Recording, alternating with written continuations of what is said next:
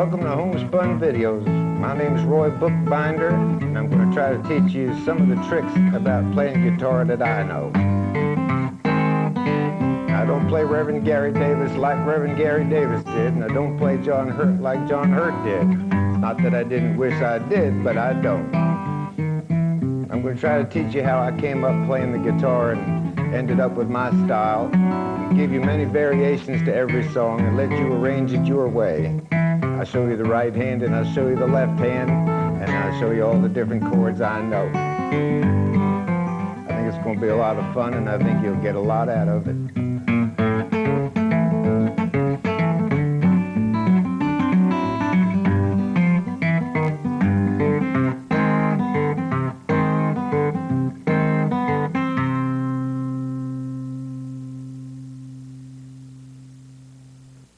We're going to start out with the C Rag song, the one I played in the intro, and I recorded it as the Black Dog Blues back in 1973, I believe it was. And it's really fun to do because there's so many different variations and possibilities. And even when I'm playing it in the show, I'm not exactly sure what's going to come next. It's kind of improvising within the bounds of your knowledge. So we'll start out with the most simple, and we'll scoot right through that because I'm sure there's no beginners out there.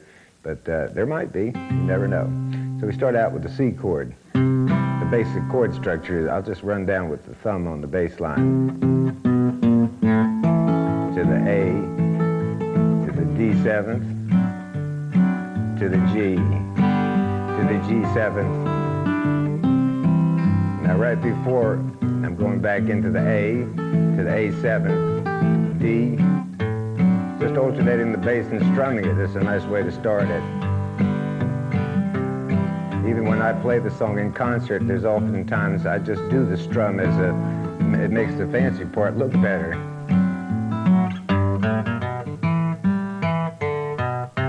Kind of a bluegrass run in there, I guess. So here we go. I'm just picking with two fingers here like this.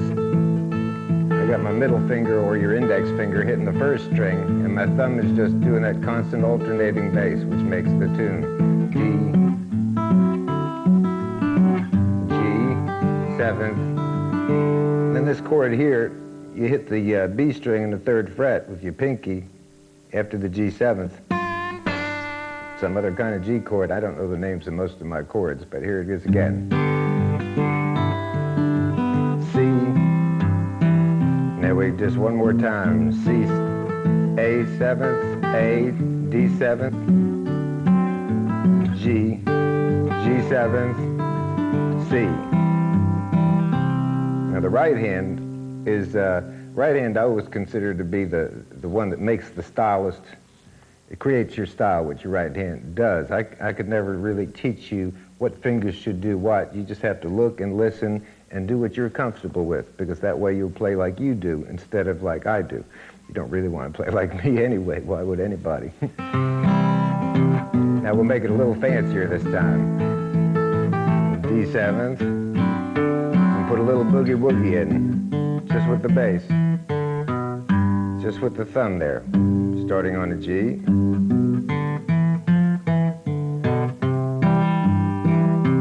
Right back into it.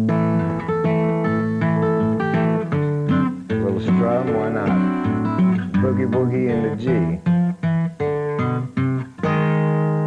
A flat. It's not a real A flat. A real A flat would be something like this. Reverend Davis used to do that chord. But it's impossible to play, so I always skip it. I just kind of hint at the A7th because it's a real quick move, and I'll show you how that goes in this time around.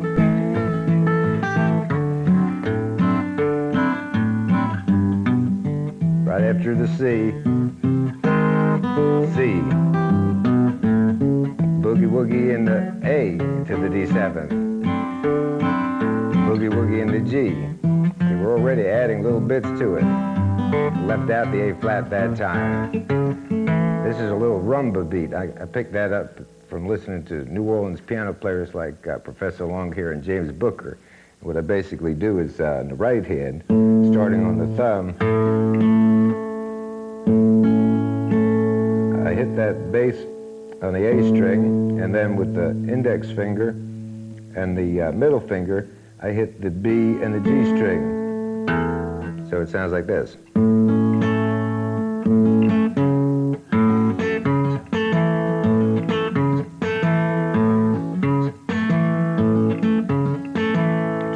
Different flavor, and I might do that once in the song, or I might do it 4 times depending on how I feel at the time, and then right back into the D.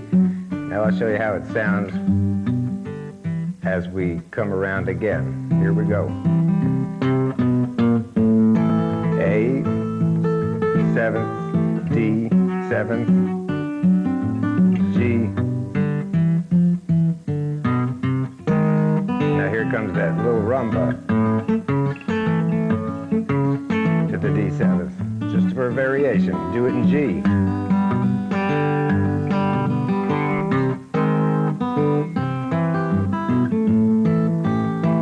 Now I'll do it a couple of different ways from what we have so far.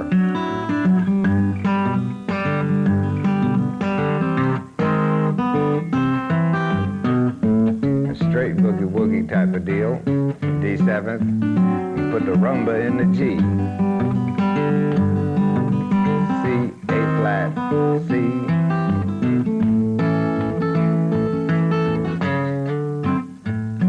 That always sounds good to lead in with an extra bass line. 1, 2.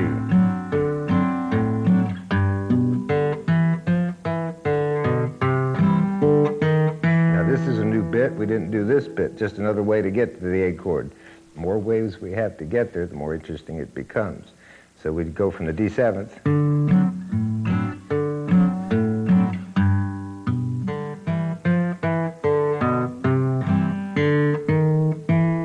D string, we're just going open, 1st fret, 2nd,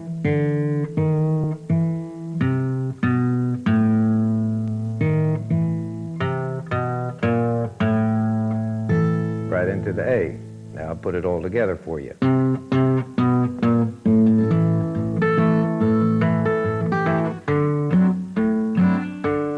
little rumba.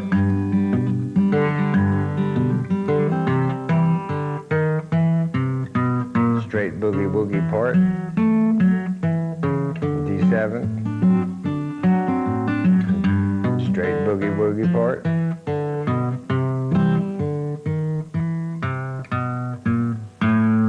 right in there. It all just works like magic somehow.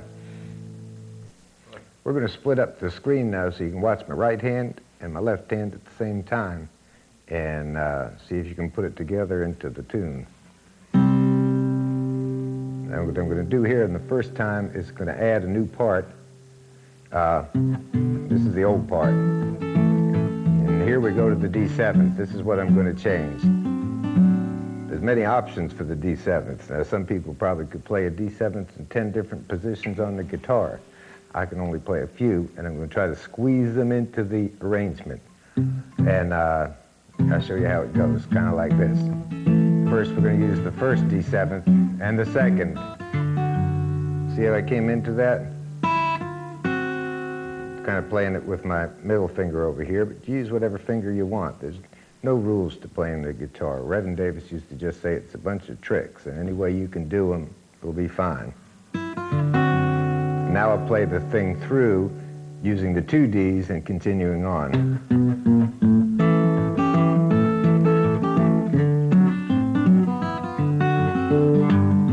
G with the boogie-woogie, C, flat, C.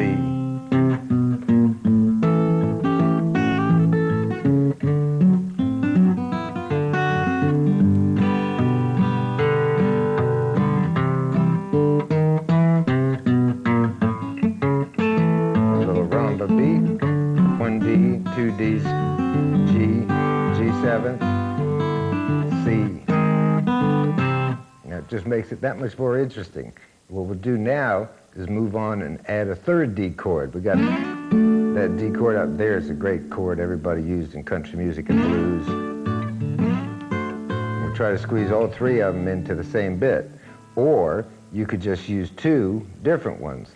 See, when I play it, I never know, the right hand hardly knows what the left hand's going to do. It's quite a freestyle playing, really. Now, I'll try to make it All 3 Ds. Try to squeeze them in now. I'll do it slow.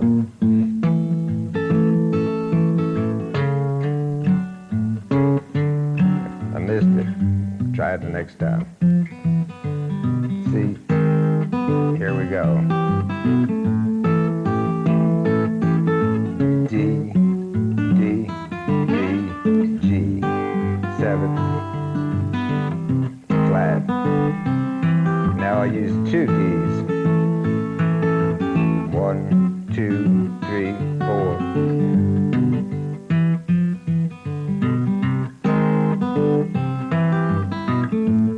3 Ds coming up. 1, 2, 3, 4.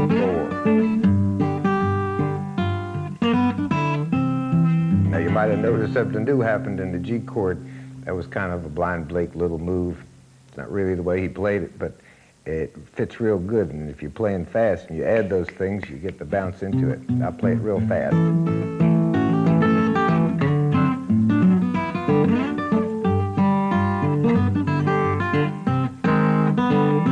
Now you recognize that bouncy style of Florida guitar picking. That's where Blind Blake was from.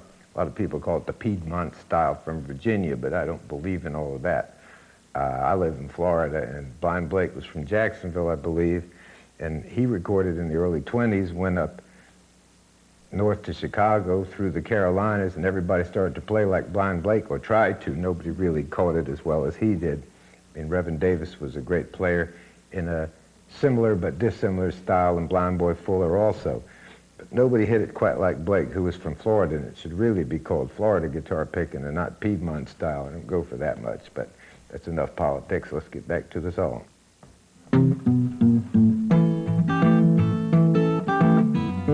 Just with the first position, G. Blind Blake, C.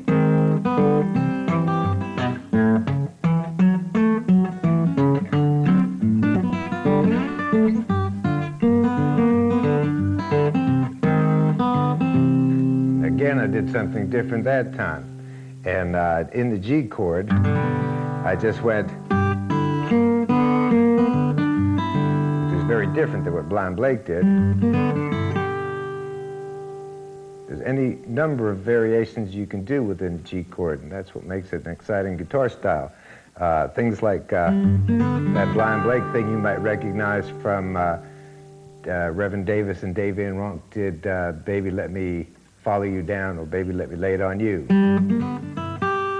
And That'll Never Happen No More from Blind Blake had the same lick. That'll never.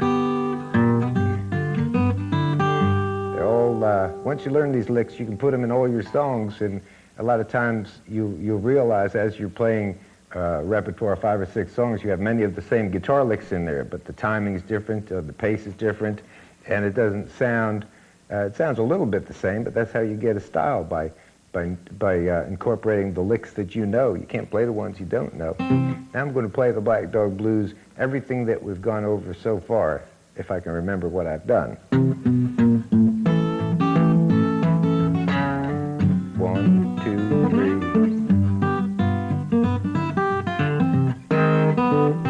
Regular boogie woogie just with a bass.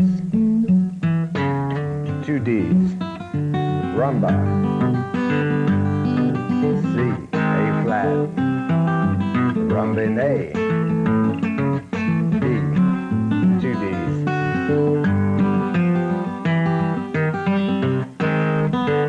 Now some of you might have said that's a new one. Well, it was. I didn't plan on it, but my fingers just did it. That's the most important guitar lick that I know. And it's kind of sometimes called the famous G lick. I think Dr. John called it that. He might have called a different lick that, but I call this my famous G lick. And of course it's based on Blind Blake and Gary Davis, and later Blind Boy Fuller. In the G, the first chord is just like a G chord. A lot of people don't make a G with their pinky like that and this finger free, but it's the way you got to do it. I mean, there's no rules, but there's some, you understand? So the first chord is G. The second chord, I don't know the name of it, but this finger next to the pinky drops down from the 6th string to the 4th string like that. And then the next chord in this little deal, 1, 2, 3, Now that's a tricky chord. I got my, this one here is on the D string, this one here is on the B string, this one here is on the E string down there. So it's 1, 2, 3. Whoop, I gave you 4 instead of 3. Check out that 3. This middle finger is over here on the D string.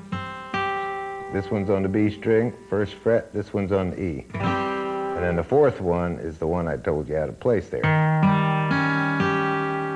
Now those 4 chords can change your life as a guitar player. You can do it just with the chords, 1, 2, 3, 4, or you can go 1.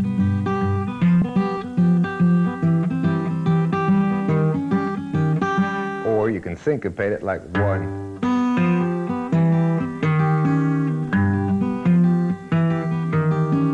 In my right hand, it's hard to explain, but the index finger and the middle finger kind of roll in between the thumb bass notes. 1. So it's thumb 1, 2, thumb 1, 2, thumb 1, 2. Now let's put it into this song, the C rag or the Black Dog Blues. Instead of the boogie woogie or the rumba in G, we'll do the famous G lick. And it really made it nice, didn't it? It still tickles me every time I do it.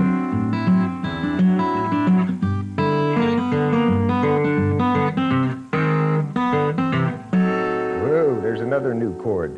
That's a diminished chord, and I don't know which one it is. It might be a C diminished, it might not be, but it's in the 4th fret. And we got, in the 4th fret, the B string with that finger, the D string with that finger, and then in between them, the 1st string, the E string, and the G string. It's a great little chord because you can move it. Now we'll put that in that song.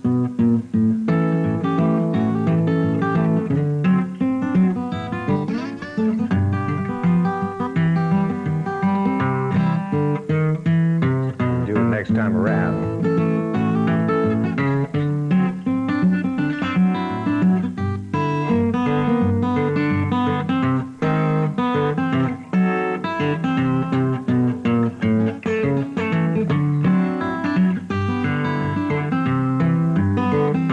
Now that diminished really didn't fit in there, but we just made it fit. There's no rules. You know, the blues was is a style played much out of emotion. Whatever you feel like doing, you do. I mean, you can put something in that doesn't fit if you pause long enough to make it sort of fit.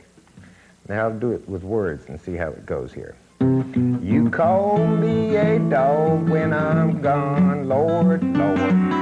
Oh, black dog when I'm gone. But when I get home with a $10 bill, Miss Daddy, where you been so long?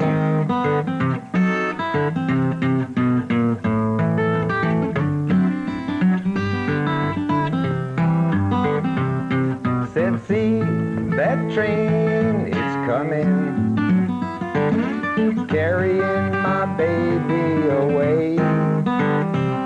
Well, it's going off far, said to leave me, never coming back my way.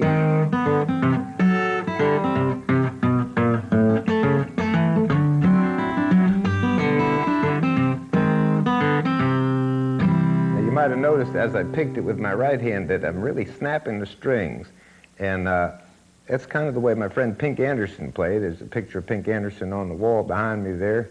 It's me and Pink in New York City years ago. And Pink used real light strings, kind of like my friend John Jackson uses, and he gets his fingers right on. You can't do this with picks because they slide off, but like with the thumb, I don't play with the nail, I'm playing with the side of my thumb where there's a big hard callus, and they go right under those strings. Pluck them right out. And with the treble strings, the same thing.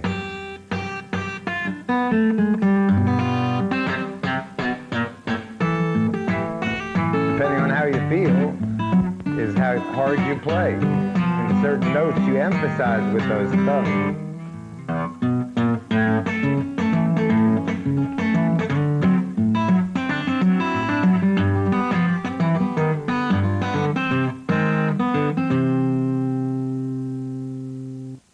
Okay, so now we know how to snap the strings, and we know a whole bunch of variations, and we got to figure out how to end this song. And remember, when you play it, you can learn the variations in order, but then mix them up and surprise yourself and just have a good time with it.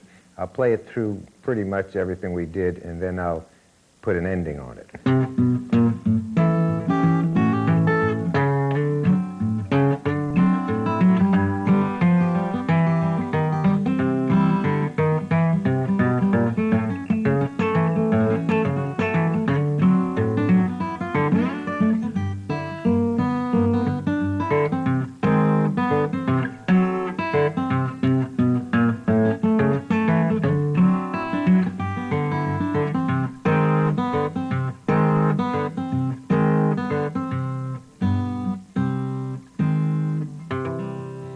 One possible ending, just keep hitting that A flat.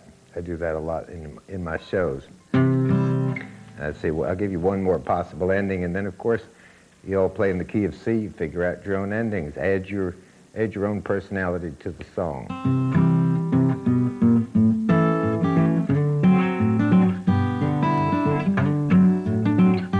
Going back to the D is a good way to end it.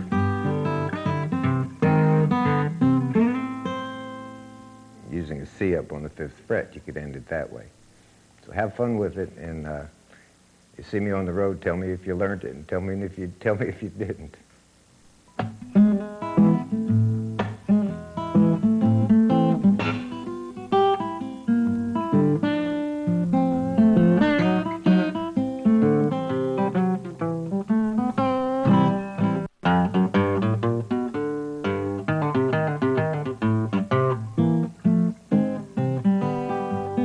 Nickel is a nickel, a dime is a dime.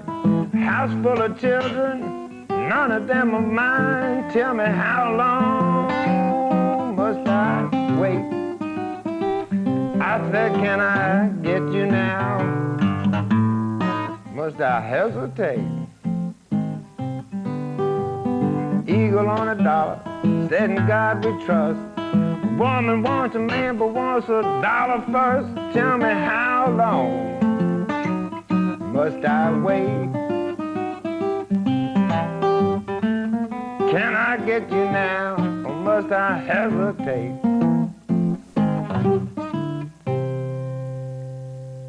Well, we're going to start working on Reverend Gary Davis's Hesitation Blues. It's really not exactly like Reverend Davis played it, but I learned a lot of these tricks when I was traveling around with Reverend Gary Davis in the late 60s. I was Reverend Gary Davis's driver in 1967 and part of 68, and I guess he's responsible for me being here in the first place. Now, you might have heard this also done by Jorma Kaukonen, Hot Tuna. He did the Hesitation Blues, and it's quite different than the way I do it. We actually have a difficult time trying to play it together. But if you listen to mine and then you watch him play it, and maybe you can learn a few licks from me that'll work in his, or a few licks of his that'll work in mine, and you'll come up with your own version of the Hesitation Blues. The right hand on this song is kind of the basic pattern, if there's got to be a pattern, would be a thumb, and then a G string, and then the pinch 2 and 4, the B and the D.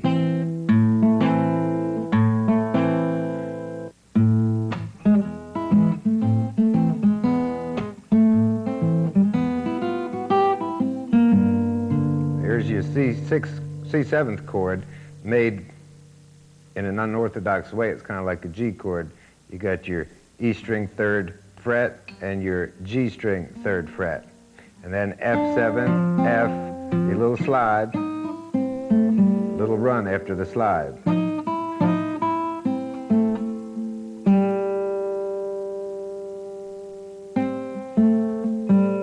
Starting on your B string first, your G string second, and then your G string opened. C, G. That's an interesting bit there. You just go from your C right to your G, and then you get a little run here. On the G string, open, 2nd fret, 3rd fret, B string open, put it all together from the slide.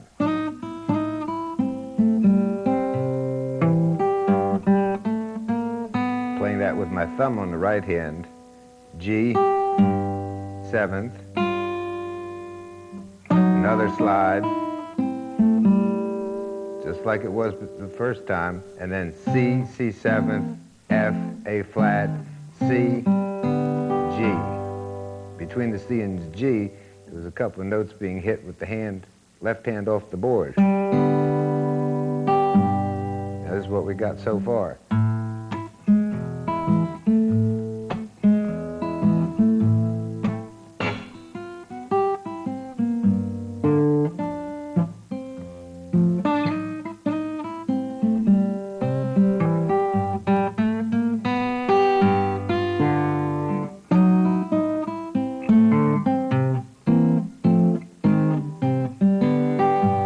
That's your basic hesitation blues.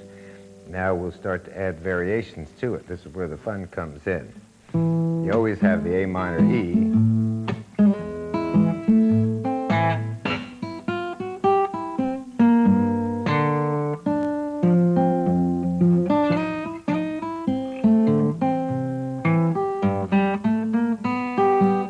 That's just like we did it the first time. Now we'll add something new.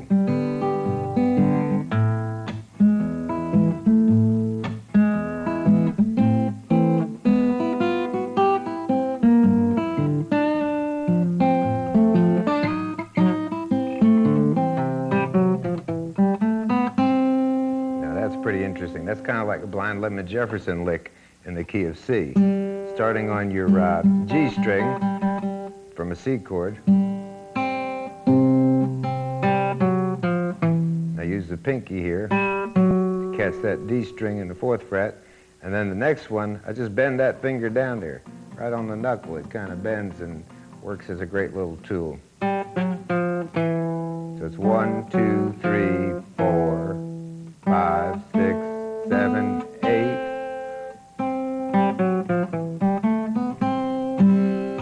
I'll show you how we get to that again, starting with your basic hesitation.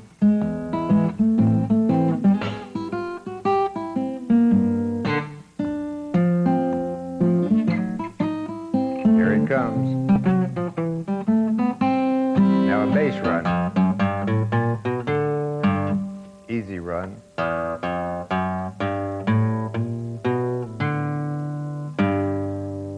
Back to the original slide that we learned before. C, 7th, F, A flat, C, open, G. Put it all together.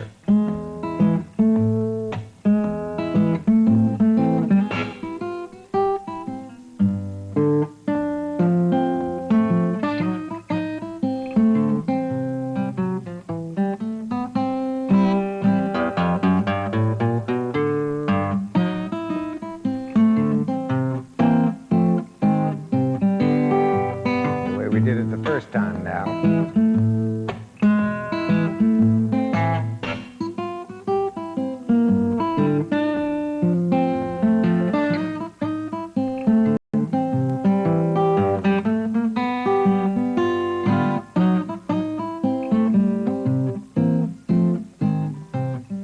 Variation.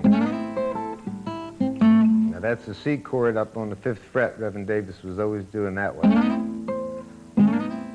You can use that in so many different songs in the key of C. It's a fantastic little ditty. Slide up there.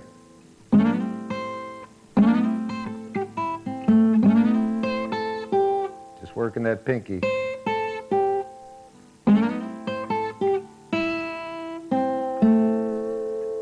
B string 1st, G string 2nd fret.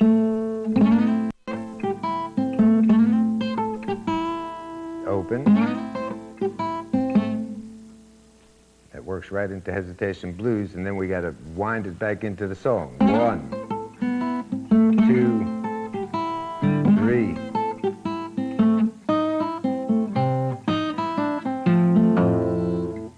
The same slide. The Blind Lemon Jefferson type lick, the bass run.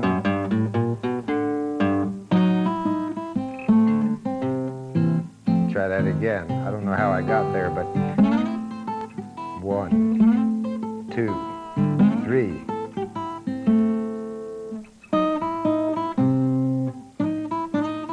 Same little slide right into a C chord. F, 7th, F,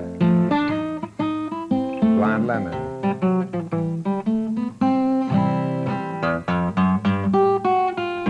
I changed the bass run. Instead of making it the whole count, I split it up with a treble run. Instead of this, I did this. Just came down. Kind of a counterpoint thing, I guess. The slide. C. Reverend Davis was very amusing to watch and listen to play because he would play a different variation in every verse, and he knew about 100 verses to the song. I used to keep a notebook of all his little verses, and I lost the notebook. Lord knows who found it, but there were some verses in there that weren't repeatable in mixed company. Hesitation Blues. Another variation coming up.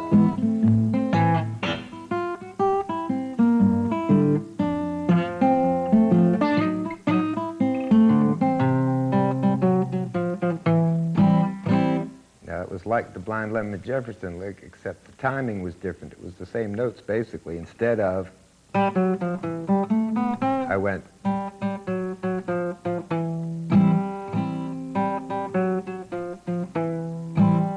Very much like Blind Lemon Jefferson's Bad Luck Blues.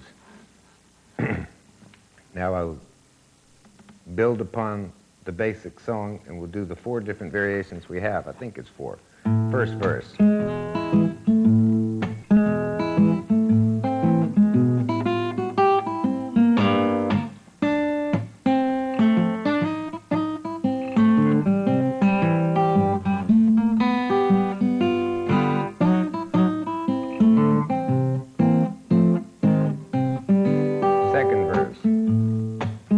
Same beginning part.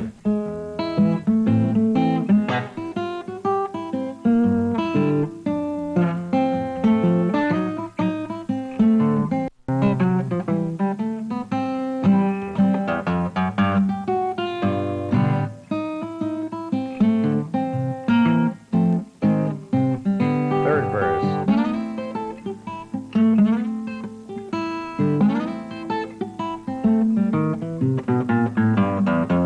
I didn't teach you that one, did I? You see, I'm never exactly sure what's going to happen, but this is a great one. Instead of the first slide part I taught you, we call that a middle C because it's halfway up the fingerboard. This is the first one.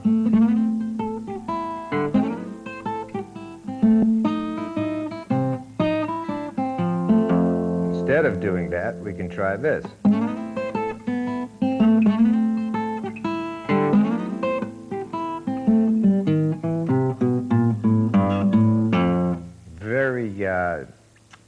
Reverend Davis, very typical of a Reverend Davis move, long bass runs.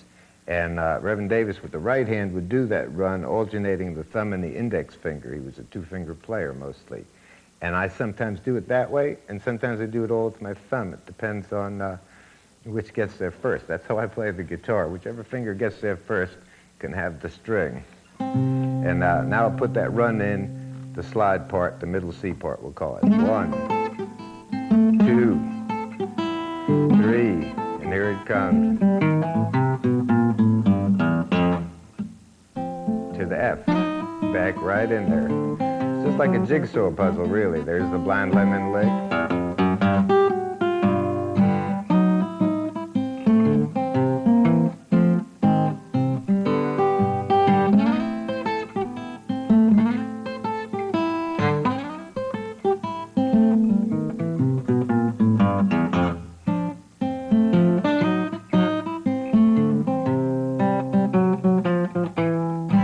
Second lemon part. Now that was new, wasn't it? Watch out for that. This is a great little thing Blind Blake used to do all the time, and Reverend Davis, with the pull-offs. Pulling off on the first fret on the D string, and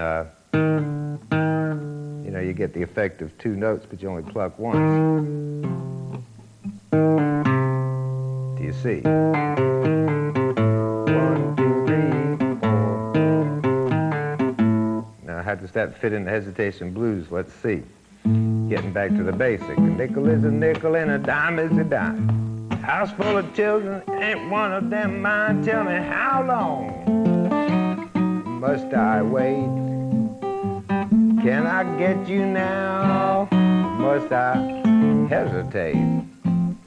I didn't fit it in that time. I'll try to do it this time. Apples on the table, peaches on the shelf. I'm looking for a woman. I'm so tired of sleeping by myself. Tell me, how long must I wait? Can I get you now, mama? Or must I hesitate? I didn't get it in there either. Try another variation. Maybe I'll get there.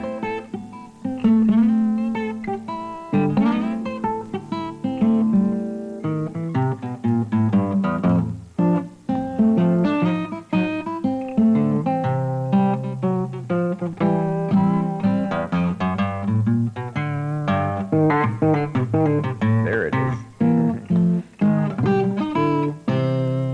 You never really know, once you learn how to do these little tricks, where they kind of get a life of their own. All of a sudden, you say, I'm going to put it in the second verse, and you miss it. So you just keep going, and it'll get there, maybe.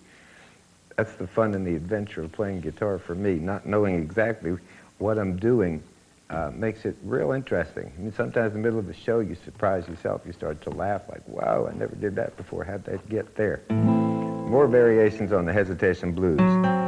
There's that diminished chord that we learned before in the Black Dog or C rag. Now, Reverend Davis never made it like that. He used to make it like this, which was interesting, I thought.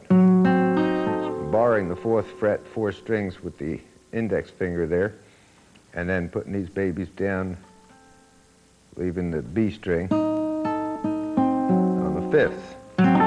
Same effect as this, but it was a setup.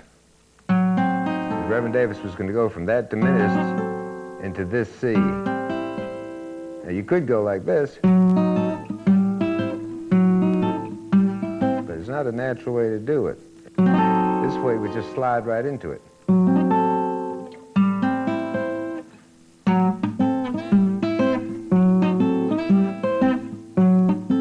Right hand, the picking, we go back to that kind of thing where we hit the 4, we call the D string the 4, the D bass, the B string, and then pinch the 1 and 3.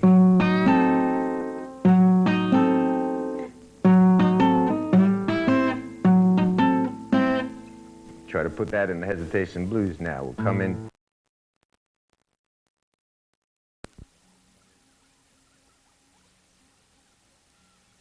First of all, no, not, but hey, I like that too? You said when you go out to eat, he's kind of weird that way too? Oh yeah, when we go out to eat, it could be a really nice restaurant, and he's sitting there pulling this thing out and cleaning it. It's embarrassing. It's totally embarrassing. But what about the way he treats you, though, Jackie?